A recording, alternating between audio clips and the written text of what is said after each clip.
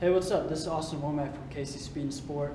We're here at the whiteboard again. Today we're going to cover part 2 of my 3-part series on the 3 different energy systems.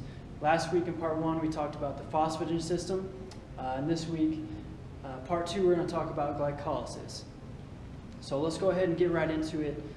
Glycolysis is the breakdown of carbohydrates to replenish ATP, to produce energy in our body. Now, there are 2 different types of carbohydrates that we can use to break down to replenish ATP. We have simple carbohydrates and we have complex carbohydrates. Now, when we're breaking down simple carbohydrates, we're breaking down glucose. Glucose is just found in our bloodstream, continuously going through our body. Glucose provides us with kind of a short burst of energy. Generally it spikes our blood sugar levels initially, and then we see a rapid decline in energy. So it's kind of just a short burst, and then it goes back down. What happens if we don't use glucose? If we don't use glucose for energy, it gets synthesized and forms glycogen. Glycogen is stored energy. It's stored in our muscles, and those are glycogen is a form of a complex carbohydrate. So complex carbs give us more long-lasting, more sustained energy. You're not going to see quite a big spike, but also not as much of a drop in energy. So we have glucose and glycogen. Those are 2 different forms of carbohydrates that we can break down to help give us energy in our body, and that's when we're using glycolysis. So when we're doing different activities, when are we using this? Well, we're using this energy system when we're doing exercise or physical activity that lasts anywhere between 15 and 30 seconds. So when we're doing exercises in that time range, we're using generally 75 to 90% of the possible max power that we can produce. Okay, so it's not quite as intense as when we're doing the phosphagen system, as when we're using that energy system, but it's also longer duration. So when we're producing energy, it's not quite as rapid. So I want us to think about what sports would fall under this category.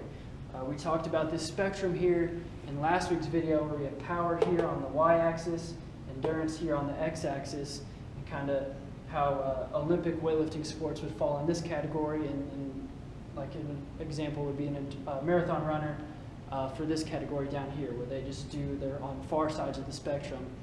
But generally, sports that we play fall here in the middle, somewhere in the middle here. So we talked about how more power-based sports are going to be to this side. You got kind of some that are right in the middle, and then some that are more endurance-based. When we're training this energy system, we're going to be kind of somewhere here right in the middle. Okay?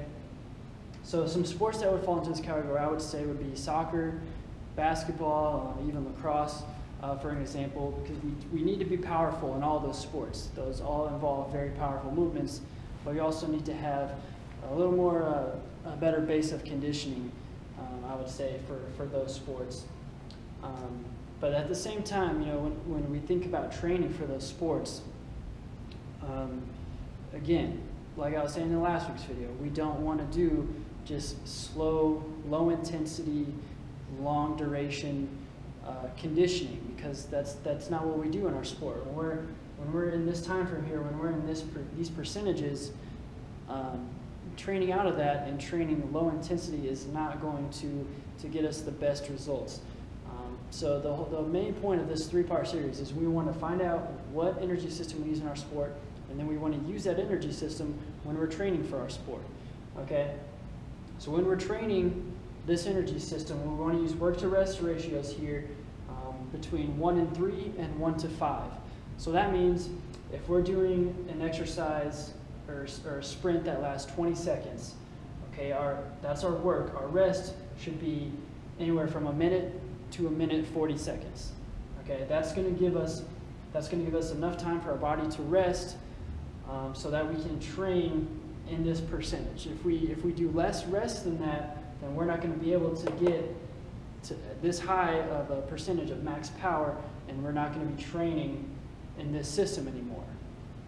So hopefully that makes sense. Again, find out where you lie, where your sport lies on the spectrum, and then we want to train that energy system, okay? So that's basically the breakdown of glycolysis. Hang out with us next week. I'm going to tackle the oxidative system.